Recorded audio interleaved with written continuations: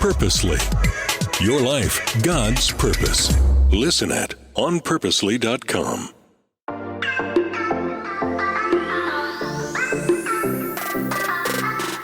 Hello, everyone, and welcome to the Drool Tech podcast. My name is Nathan Sutherland, and this podcast is dedicated to helping families love God and use tech. Today, we are continuing our conversation on the book, The Anxious Generation, and specifically moving from how social media and technology is just as bad as we were worried about to what we can do about it. And I am going to try to fit this all into one episode, so it'll be exciting. But we're going to try to address specifically how the book addresses what went wrong and what we can do about it in tandem, in those parts. What went wrong and why is there great hope? And then what can we do about it specifically as parents who are busy and we have real lives and our own real problems. And by the way, tech made some of them worse. So, all right, so there's a fire, but like, what can I do, Nathan? That's today's conversation. So let's jump right in. The first part, how did we get here? I'm going to reference specifically Haidt's progression through the book of The Anxious Generation. If you have not read it, please do. It's a delight. It's got a great audio version if you're into that. It is very accessible, and he is not trying to impress us with his incredibly complex words or simply make it a college course on, psychology and behavioral development. Instead, it's like a history lesson mixed with parental hopeful insights on what caused the problem and what we can do about it. So in looking at how this happened, he goes back to the 1990s and looks at hyperprotective parenting, this idea that the world was becoming more dangerous in parental perceptions. So kids were pulled out of public spaces. They weren't allowed to roam the streets. They weren't allowed to go to public locations and events. Instead, they were drawn more within the cloister of the home. And from there, were put into digital spaces because it was assumed they were more safe. Because, really, like playing original Nintendo, there's no strangers on there. But by 2000, the internet had caught up and there were now strangers on that computer or playing that game. And then by 2012, that's when social media made the switch from connecting us with people to getting us to compete with people. We now have likes and we have followers and there's money involved and fame and influence and a lot of other hooks for behavioral training that they wanted eyes on screen. So things like infinite feed, where there is no bottom to break this focus that you're giving the screen. You keep scrolling and it keeps giving you more. Swipe to refresh, which gives you, I'm bored and I'm done, but maybe it'll give me more. It's based directly off a slot machine. And again, the feedback of simply notifying you that someone commented on a picture you liked, someone commented on the same picture you commented on, someone commented on what you posted. That is a very powerful behavioral loop because we are designed to be relational. We care about that. Even if we tell ourselves we don't, we do. And every time we get one of those little feedback pieces, it makes us more likely to repeat it. So that's how we got stuck in 2012 then is when we see the anxiety and the mental health decline. So anxiety increase in teens and the mental health decline of teens. 2012, and it progresses until modern day to the point where in 2022, 2 out of 3 teenage girls in America said they had experienced in the last month prolonged bouts of sadness and depression. 1 in 3 boys, it's not as bad for boys based on social media, but they are getting this rising sense. Another survey showed that more kids today say that they agree with the statement, I don't feel like my life is useful. That is directly causal from introduction to the internet and introduction to social media. Again, there's a whole book written on this, so I'm not going to run you through all of that, but that's the arc of the bad news. Then he brings us to, okay, but what's the good news? And the good news is your children are not broken. These children are not somehow a defective batch and we have to just wait for the next group to grow up. There are things we can do today, and that focuses specifically on his work, Jonathan Haidt's work in his book, Coddling of the American Mind. And I'll read this. This is out of page 74 under the section, Kids Are Anti-Fragile. And anti-fragile is this idea that your child is not a glass cup or chalice that needs to be protected. And they're not just strong in that if you had something made out of metal that it doesn't break, it's actually that getting knocked over, that getting bumped into, that getting the stress of life makes your child stronger. And this is not some kind of He-Man or machoism the conversation piece, which I feel like does come to the forefront when people are trying to say these words. It comes off a little bit like, well, you should just be tougher and bootstraps and American way and all that stuff. That's not what he's saying. He is saying science shows us, parental experience shows us, biology shows us that humans need stress, much like many of our other created items do. And the example he gives us from the Biome 2, actually. So Biome 2 was an attempt to make a self-sustaining living space that you could use on like the moon or Mars. And so all of your air should come from there, all your water, everything you need for survival should come from this completely enclosed environment. And they tried to grow trees. And I'll read this part. Let's see. There was a great deal learned from the multiple failures. For instance, many of the trees they planted to create a rainforest ecosystem grew rapidly, but then fell over before reaching maturity. The designers had not realized that young trees need wind to grow properly. When the wind blows, it bends the tree, which tugs at the roots on the windward side and compresses the wood on the other side. So then the tree goes on to make stronger wood on the backside, the side getting blown into, now bolsters that wood and actually changes the structure of the wood. And then on the side that is closest to where the wind is blowing from, the roots grow stronger and they dig deeper into the ground. And then later he says, stress wood is a perfect metaphor for children who also need to experience frequent stressors in order to become strong adults. This is key for this conversation. Our children need stress. They don't need anxiety. Anxiety is when your body is experiencing survival stress, but all the time. It constantly thinks it's in danger of having someone post something mean about them, in danger of not knowing where the threats are, in danger of missing out on social priorities and being left behind or downgraded because of it, in danger of people finding out secrets and posting them, in danger of being deepfaked, in danger of constantly having your reputation and your brand and your friendships and your future on the line in a world you're not in control of. That can cause anxiety. That's not good. We're talking stress. Stress is the unknown and the struggle to overcome an obstacle that is surmountable. It's something you can overcome. They are achievable, but it's going to take work. And yeah, you might get hurt in the process, but you're not going to die, right? We want to limit that. That's the job of a parent, that is to allow the proper amount of stress. And in this, he specifically goes on to define anti-fragile and say probably the perfect example is the way he says it, of an anti-fragile system is our immune system. If you have an immune system that never experiences germs, you don't have an effective immune system. Like, you've got skin, but that's it.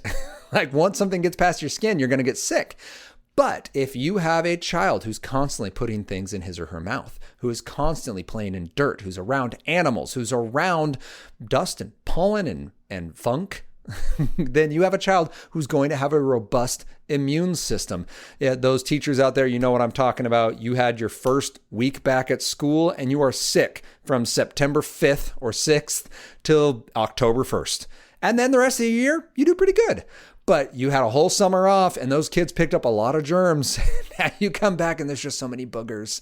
And then your body catches up and you're strong again. That is the idea of an anti-fragile system. And that's what we see with children. So we know then that digital spaces don't do that. We talked last time about real world versus virtual world. And the basic idea is that real world experiences need to be embodied. They need to be synchronous, happening at the same time and taking turns. They need to be communicating one-to-one or one-to-few, one to several.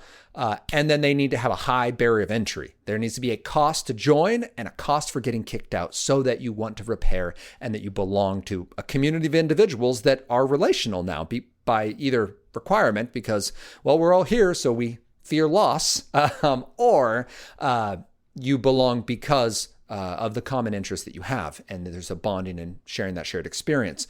So with that idea then, to bring that all into how do we get into the anti-fragile piece, we give them experiences that allow them to experience a certain amount of risk and then to build in those relationships to become emotionally healthful, because this isn't what the digital spaces allow us to do. So let's go into the digital space. In that virtual world, digital space, then, if it's not real world, it's virtual.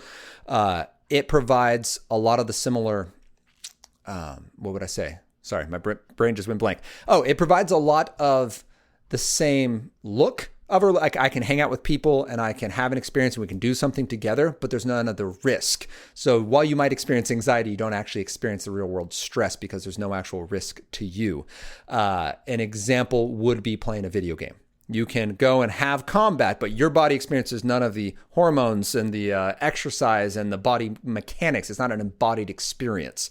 You're experiencing someone avatar. And even if you feel the adrenaline of that experience and the reward of that experience, it came with no investment. And that then makes a disposable experience. You are a disposable relationship. That squad can just replace you when you're inconvenient. And your victories were disposable. They just simply are replaced by the next thing. You didn't grow from that. You didn't learn from that. Are there ways to improve that? Yes. He specifically points out social platforms that are communicative and synchronous. So something like a Zoom or a Teams meeting, if you're calling a grandma or grandpa, those can be valuable building on an existing relationship, but they can't replace it. You need to know that person in real life. So that being said, how then do we help our children experience healthy stress? Really, he points out a few ways, and I'm going to go, to the back of the book to make sure I get these right.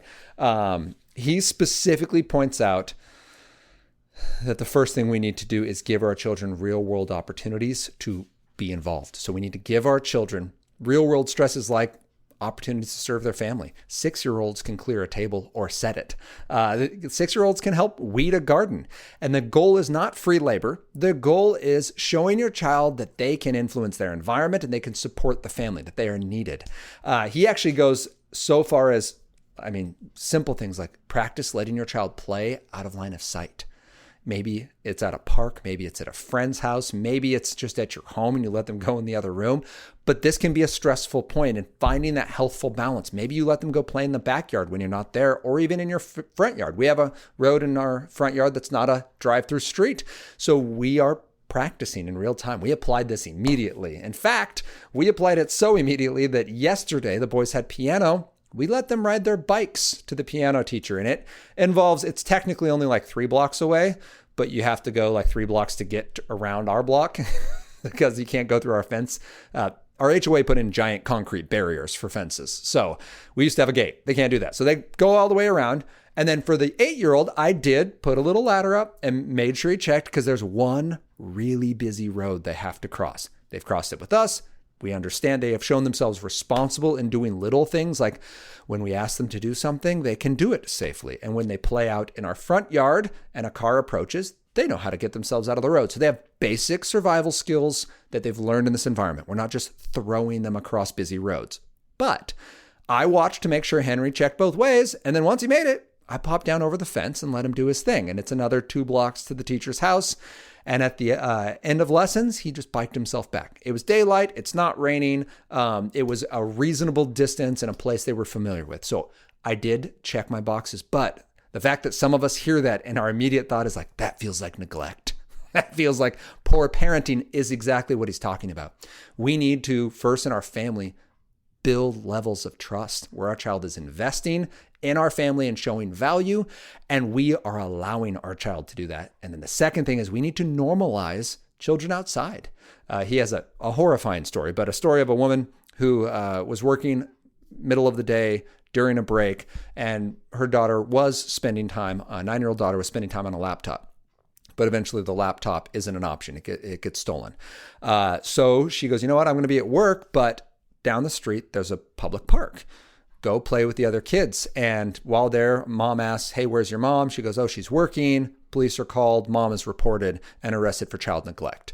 Now, doesn't get charged. Charges are dropped. But the fact is that our society is not comfortable with children being in public spaces without adult supervision. And that's something we have to talk about. First of all, our concern is safety. There's going to be an unsafe adult who's going to take that child. Like, that's our spot as adults. Like, that we can do that. We can intervene. If a child is screaming that this isn't their adult, we can step in and lovingly be a safety net for other people's kids. The second piece of that is that is so rare. And it is so infrequent that punishing the other 99.5% of children to not allow them to have the regular stresses that develop them relationally and emotionally and physically, to punish them on account of the rare opportunity when public adults could intervene and stop the negative thing from happening. We instead opt to, well, I just won't let my child have those experiences. That is not a safe option. And the book is very loving and clear that how important the stress is, that it is worth the calculated risks. I'm not saying that flippantly. I'm not saying I want that to happen to my children. I'm saying that this week, I believe it so firmly, and the conversation that Hyde has is so clear, that we need stress, that our children need those healthy stresses. Was it stressful for Henry to bike himself 6 blocks to get to piano lessons? Yeah, but it's also good. And by the time he gets home, he's done something independently. He now trusts himself more. And I've seen him do it.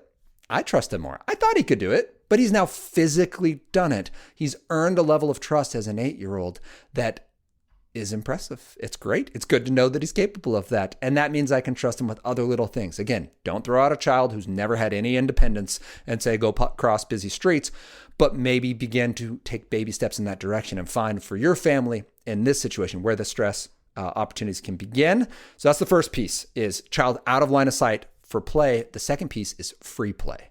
How can we allow our children at 6, at 10, at 16, free play, unstructured, unparental supervised play that basically has a couple rules? You're not going to hurt people on purpose. You're going to include others, and you're going to be playing within our reasons and what is available, right? But there needs to be a level of danger involved. And I want to reference this. The levels of danger, are awesome. So 2 researchers, Sandsetter and Kinnair. I'm very cautious in saying names out loud when I've read them because I messed up Twangy's name so bad. But I'm going to go with that's how they look. All right. So 6 types of risky play freedom that we can offer our children. Heights is the first. Let them climb trees. Let them climb walls. Let them climb tall objects. This might be on playgrounds. This might just be in a park, but allowing them to get off the ground. The research basically shows that kids are really good at self-regulating. And when they do get hurt, typically they do their best to mitigate that on their own without mom or dad setting arbitrary limits, without written rules saying, you can only go so many feet off the ground. Can a child get really hurt? Yes, they can. And there is a space for that opportunity. I wouldn't say go toss your 6-month-old into a tree. I'm saying allow your child to climb stuff. That's one of the 6 types of risks they found. Let's see. So it goes heights, speed. So this can be swinging, this can be bikes, this can be rollerblades, this might be whatever, but they need to be able to play with controlling their own speed and the risk that comes inherently with speed. Anna, my wife, has a mark on her bottom lip where she put 2 teeth through her lip. It happened from speed. We all have those stories with our children where they were running too fast, going too fast, got the speed wobbles going down a hill, whatever it might be, and something happened. Is there danger involved? Yes. You're going to need to pick which of these risks to give, but these are options we can offer our children. The third, which I love, is dangerous tools. Hammers, even saws, drills, things that our children can use. Again, you're going to have to make that choice for yourself. I would opt towards hammer before I'd opt towards a saw. I have a nice, if you're looking on YouTube, I've got a beautiful scar on the inside of my thumb and another right on my middle finger from when I was probably between 8 and 12 and wasn't being cautious enough and learned the hard way from these. I didn't die. I only got stitches for one of the 2. And it was a painful experience that then taught me on the first with the saw, don't cut a small tree that's bent over because another tree's already been felled on it or felled on it. Anyway, another tree's laying on it. It was bent, so it was bowed, and I was cutting it, and the saw slipped out and then ran down the curved part of the tree, and I finished my slice onto my thumb, and it was horrific. The other one, I was playing with a knife. Actually, I wasn't supposed to. It was my cousin's, and I had it half open, and it snapped shut on me. And instead of pulling it back open, I pulled my finger out. Whew. Yeah, made me feel alive. So we are going to give them those opportunities. Keep in mind, I'm telling you, dangerous tools can hurt our children, and that is an important risk factor. We had this last year with Owen. He was playing with cans, and you probably know where this is going. He was trying to get a lid off, hand slipped, and sure enough, right down the middle of his thumb. Good looking slice. He got it glued, got it gauzed, and then he went back with his life. We want to allow our children a calculated amount of risk. I don't want my son playing with something that could say take his life. So I'm not going to allow him to just toy around with, say, a firearm, right? That would be or drive my vehicle. He can't see over the dash. So those are going to be inappropriate amounts of risk, but There will come a day where he gets to do both of those, not play with a firearm, but he will be trained on a firearm, and he will know how to use it well and that it's a weapon and how to respect the danger it provides. There's only one thing a firearm is made for, so don't treat it like a toy. It's not. Similarly with a vehicle, this is a 2,000-pound fuel-filled projectile. I expect you to use it appropriately. Right? Like, that's all of these things put together. Dangerous elements. In this case, he suggests fire. Depending where you live, please be very, like in the middle of California, maybe don't give your kid fire. We don't want to endanger tens of thousands of people, but there are ways to include dangerous elements that might otherwise not be something they engage. Rough and tumble play. Let them wrestle. Let them run and push and shove. Trampolines are amazing for this because they can fall, and the odds of them whacking their head on something hard is greatly mitigated, especially if you get a modern trampoline. They all come with lovely nets, so the days of your friend double bouncing you off onto your noggin on the ground are over. You don't have to dig your trampoline into the ground anymore to avoid damage. And then disappearing, this idea that your child can wander, get separated, get out of sight, hide, and that this is appropriate within space. Yes, you want rules, and hey, if I call for you, please make sure you come. Maybe there's danger, maybe we just need to go, but I need to know that you're going to run to me when I shout your name. So having that opportunity, knowing your child is trustworthy and old enough to be responsible with that. But there are limits to which we can give them that, right? And we can allow them to build that responsibility. If that made you sweat a little to hear those 6, again, I'll just reread them. The 6 types of risky play freedom. There are heights, speed, dangerous tools, dangerous elements, rough and tumble play, and then disappearing, hiding, being out of line of sight, being able to wander off and experience physical and visual separation. Those are things we can do for our children starting at a young age. When it gets to older ages, though, so you're like, all right, this is all well and good, but like I've got a 16-year-old. Like I understand that. And that is actually a very real part of this. He breaks it into 13 to 18 years old. What can we do? Basically, it's focus on more and better real world experiences. So the main concern for our children with screen time and tech activities isn't that this tech is going to necessarily rot their brains. It's mainly, other than a few of the Drool Tech things, video games and pornography we talked about last time, and then social media for girls. Those ones are negative in the way they're designed right now and have a negative impact. But one of the major impacts they have on our children is the opportunity cost. That an hour spent on social media is an hour away from filling those needs with real world people. And you would be better with 1, 2, or 3 real world humans for an hour than you are with 100, 200, 300 digital humans. The embodied experience, the synchronous communication, the emotional exchange, the high level of entry, the amount of work it takes to see and be with another person is so critical and so important for developing our children into who they will become. So more and better real world experiences, replacing some of the negative tech time with those real world high quality opportunities is great. So finding a person to hang out with, selecting a specific time when they can use tech for their enjoyment or to participate in whatever digital spaces your family has approved is important.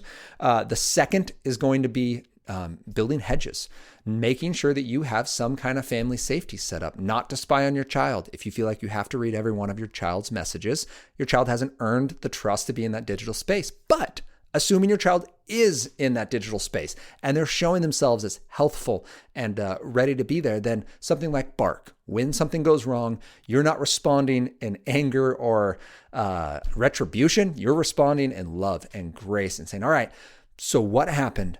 How can I help? And what needs to happen now? Do we need to remove this and give you some space away? It's a month to reset a brain that's miscalibrated, that's beginning to think that the pace of the virtual world is the pace the real world needs to operate at, rather than this is the real world and I go to the virtual world and I can tell when life starts to speed up on me, when I start to get anxious. I can tell when relationships start to become unhealthy, or I'm going back to the space because I want to feel good rather than because I already feel good, right? I'm playing games because I need to be okay, not because I am okay. Would be an example from my own life.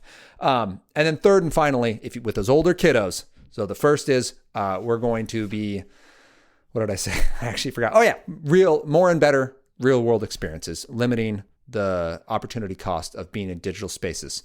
We don't want our gaming to be taken away from our fun in real life, or social media take away from real life friends. The second is we're going to be improving their opportunities. Oh man, I actually forgot what the second one was already. But the third one is we're going to be relying on our children more. Include them in the family with real world responsibilities. For an older kid, this might mean, hey, you're going to get your brother or sister ready for school and you're going to drive him or her to school. You're going to make them breakfast. You're going to get her dressed. Like you are going to do the responsible part of this family because you can.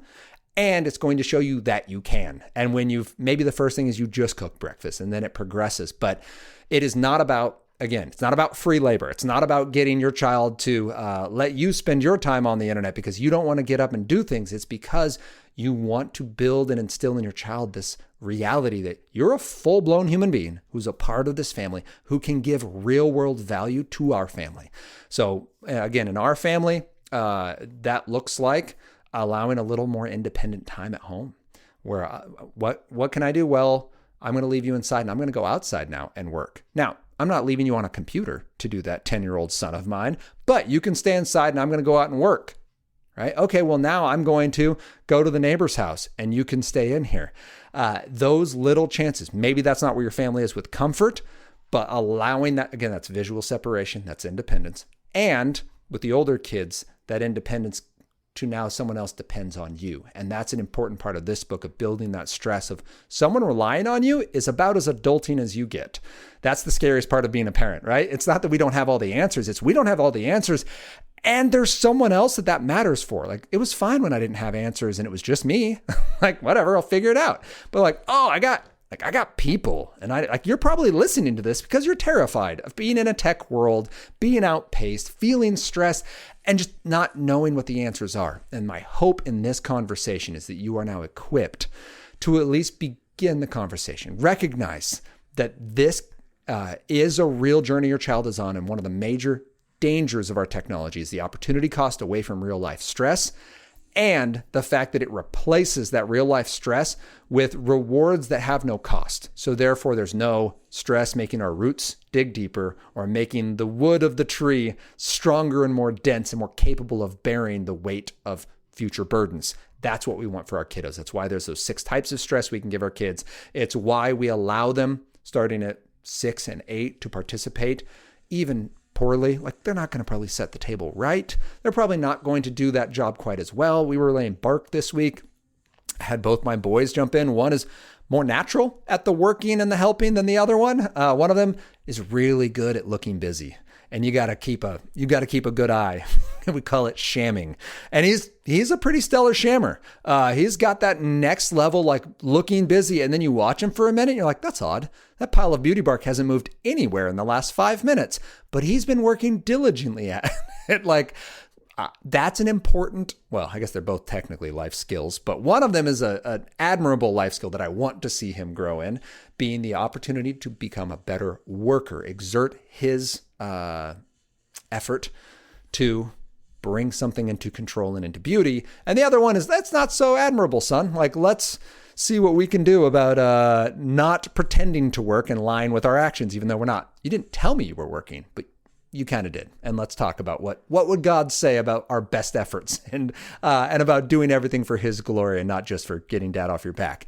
Those are opportunities, even if the bark isn't laid as perfectly as it could be. They are important opportunities, not for quote unquote bootstrapping and building character, but for building young people who have experienced stress, know how to bear it, and are learning ways to both cope with it and then add more responsibilities.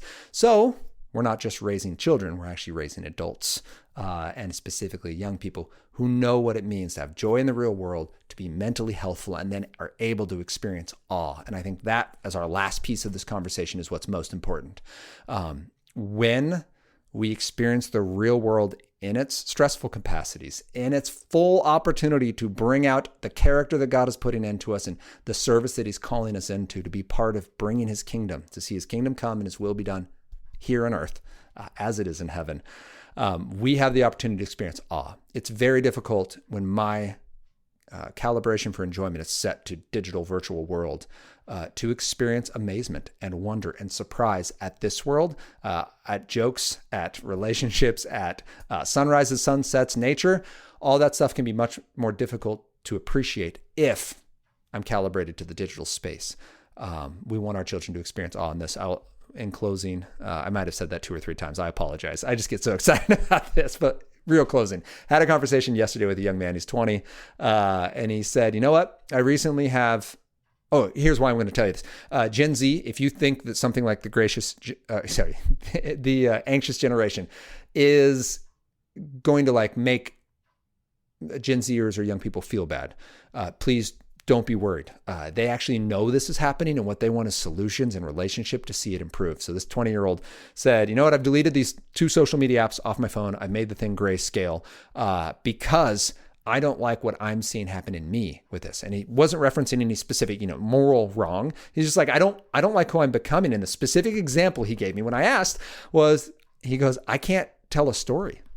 He's like, none of my friends can tell a story. We don't know how to spin a good yarn. We appreciate a good story. We know funny people like comedians. We know great storytellers and the YouTube channels that can do that, but we don't do it. We simply ingest it, and then we move on with our lives. He's like, I can't string a story together that's interesting. I can be factual. He's like, I don't have a single friend that can do that either. And that's a goal of mine. He's like, I'm reading stories, I'm talking to people, and I want to learn to tell a good story. And I think that is the kind of thing we want for our children, the opportunity to experience the creative process that God has designed us for, to make a plan regarding the future and to act on it beyond, I'm going to have this job, I'm going to make this much money, I'm going to accomplish needs, check, check, check, done. But like the joy and the wonder and the beauty that is just being in a world God made, even a broken one, that still reflects his goodness and his graciousness and his loving kindness. So I hope this is encouraging. If it was, share it with somebody. Go find The Anxious Generation on Audible, on Amazon, wherever. I don't make any money, by the way, for this. This is not promoted. This is just something I read, finished it very quickly. I tabbed it again. If you're on the YouTubes, like this is my copy of the book with all the tabs. I gave away 10 copies of the book today to people in town, where I went through and tabbed and underlined and then gave it to 7 administrators in local schools. I gave it to local pastors. And the idea is this is going to be foundational for the future conversation on tech. It isn't the only conversation we need, but it puts everything in a box that's tight enough that we can now begin to apply it to our children in loving and hope-focused ways, not just screaming that there's smoke. There must be a fire somewhere, but I see the fire. I see my children being manipulated. I see my children missing out on real-world opportunities. I see the reset is incorrect, and I want to see health brought, and now I know how to do that. So share it with somebody, read the book, engage this conversation with your young people, and then write me any questions you've got. Nathan@gospeltech.net. Also on social media at Love God Use Tech, and on YouTube at the same Love God Use Tech. Or you can look up Gospel Tech and I'll be on there. And then, join us next week as we continue this conversation about how we can love God and use tech.